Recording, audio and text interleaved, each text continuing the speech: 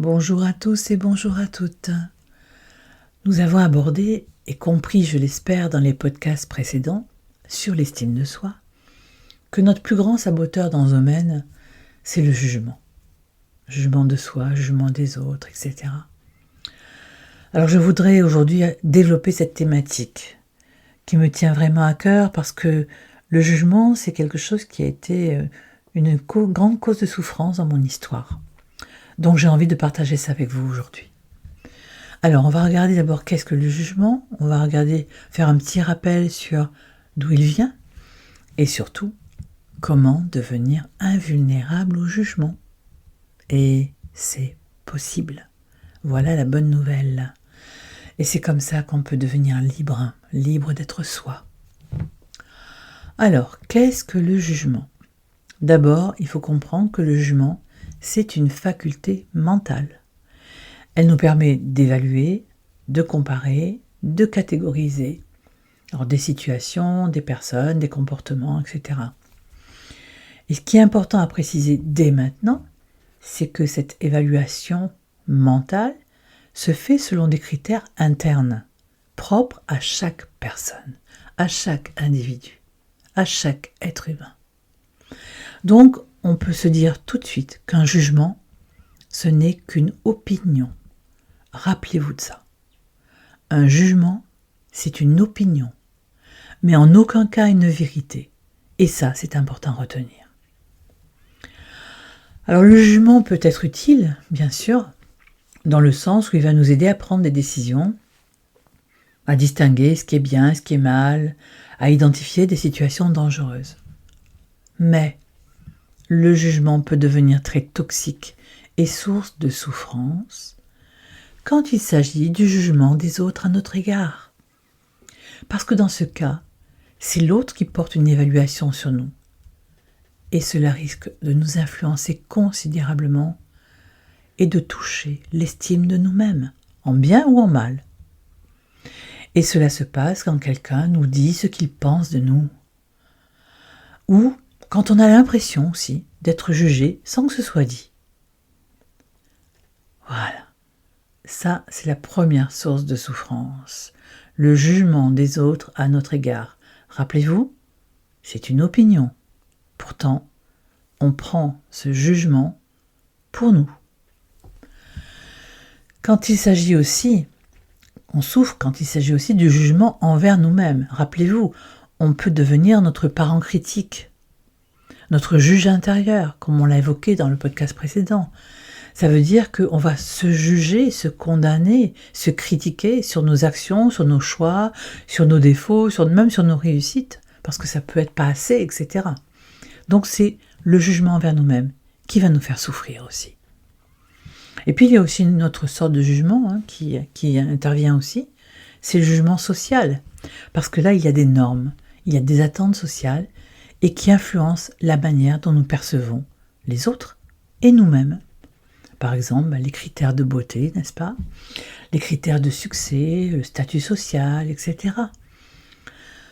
Ça, c'est pour poser le cadre des jugements qui nous font souffrir. Alors maintenant, un petit rappel sur d'où vient le jugement. On l'a déjà évoqué dans les podcasts précédents et de mon point de vue, il y a 3 axes. Le premier axe, c'est le jugement vient de notre histoire personnelle, notre éducation, les valeurs de notre famille. Parce que depuis l'enfance, nos parents, notre famille, notre entourage, ils nous ont transmis des valeurs, des croyances, des normes qui influencent notre perception du monde et de nous-mêmes. C'est comme si on adoptait immédiatement, sans réflexion, des lunettes qui nous donnent un filtre sur la vie, sur le monde, sur les autres, sur nous. Nos croyances, elles sont issues de notre histoire et elles façonnent notre jugement.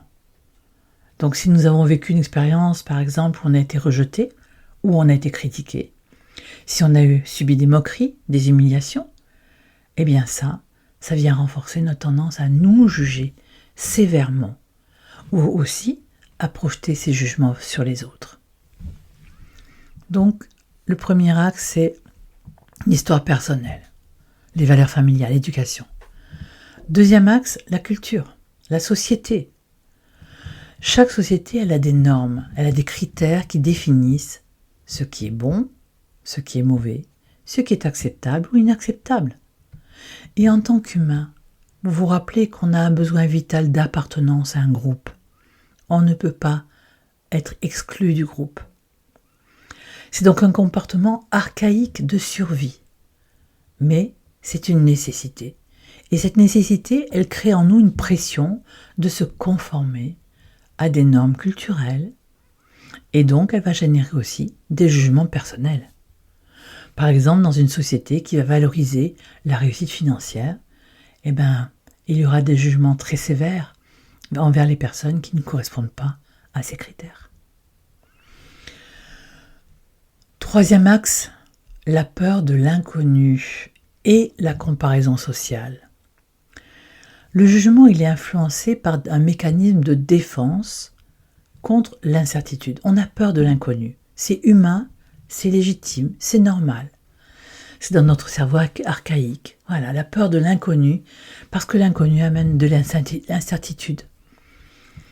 Donc nous avons tous plus ou moins consciemment peur de l'inconnu. Lorsque nous sommes confrontés à des situations inconnues ou inconfortables, qu'est-ce qui se passe au niveau du jugement ? On va avoir tendance à se comparer ou aussi à catégoriser. Cette comparaison, elle est souvent un moyen de rassurer notre ego et de nous sentir en contrôle. Mais c'est quand même source de souffrance. Alors, j'ai envie d'aborder maintenant ce qui est le plus intéressant à mon sens, parce que vous avez bien compris que le jugement est une opinion, qu'elle appartient à chacun, à celui qui va l'émettre. C'est un avis, c'est pas une réalité.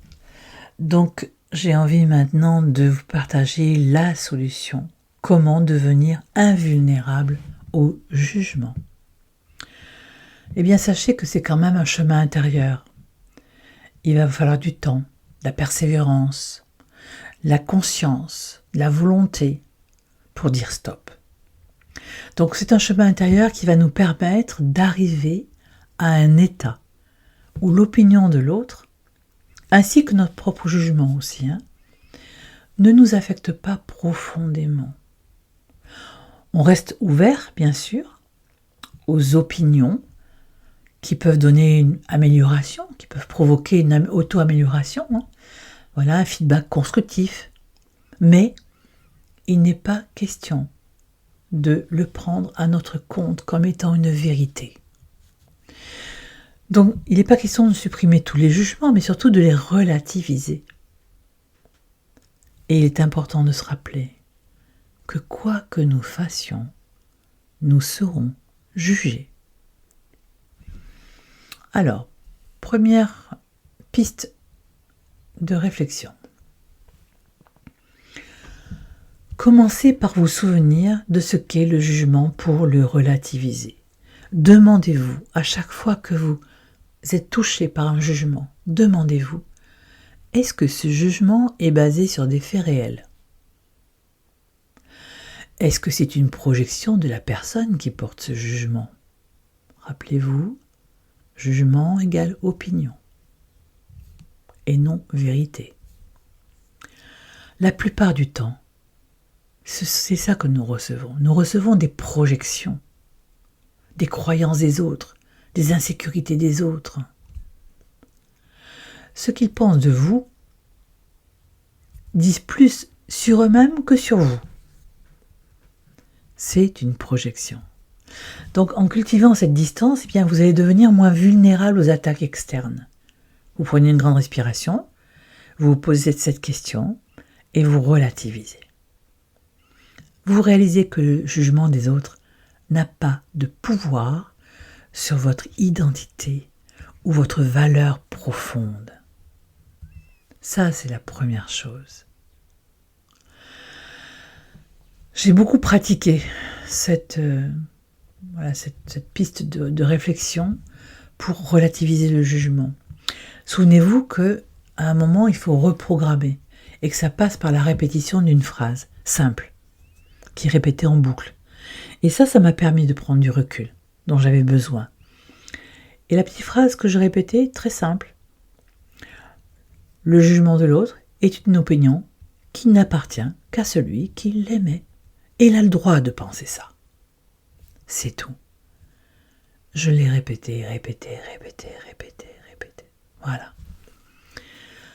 Deuxième piste de réflexion pour stopper cette vulnérabilité au jugement, c'est se détacher des attentes des autres.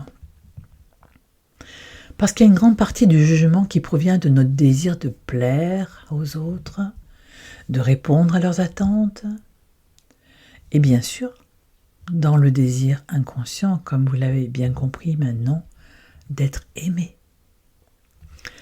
Alors pour devenir invulnérable au jugement, il est essentiel de comprendre que vous ne pouvez pas contrôler les opinions des autres. Et surtout, qu'il est impossible de plaire à tout le monde. Et aussi, de devenir votre propre source d'amour, de ne plus attendre de l'amour des autres. Vous devez être votre propre source d'amour, amour de vous-même, amour inconditionnel, bienveillance envers vous. En abandonnant cette quête de validation extérieure, vous gagnerez en liberté intérieure, je vous le garantis. Alors cela peut prendre, bien sûr, beaucoup de temps. Cela peut prendre aussi, on va dire, cela peut demander quelque part de prendre un risque, voilà. Et le risque de quoi ? Le risque d'être soi-même. Alors bien sûr, derrière ça, il y a la peur du rejet, la peur de la critique. Mais encore une fois, vous êtes votre propre parent protecteur de l'enfant intérieur en vous. Alors ne le laissez pas se dévaloriser par une opinion que l'autre va émettre. Donc, se détacher des attentes. Troisième piste, et bien sûr, développer l'estime de soi. Parce que lorsque vous avez une forte estime de vous-même, le jugement des autres a moins de pouvoir sur vous. Voilà.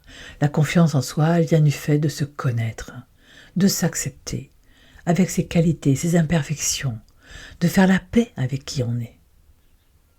En travaillant sur votre affirmation de vous, vous serez moins sensible au jugement.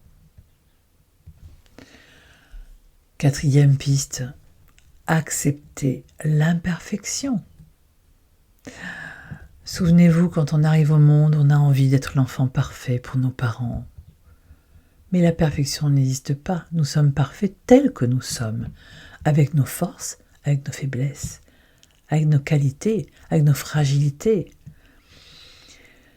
Donc il est important de comprendre que l'imperfection fait partie de l'expérience humaine. Aucun être humain n'est parfait. Rappelez-vous ça. Aucun être humain n'est parfait. Dès lors, acceptez vos défauts, acceptez vos fragilités, acceptez vos erreurs.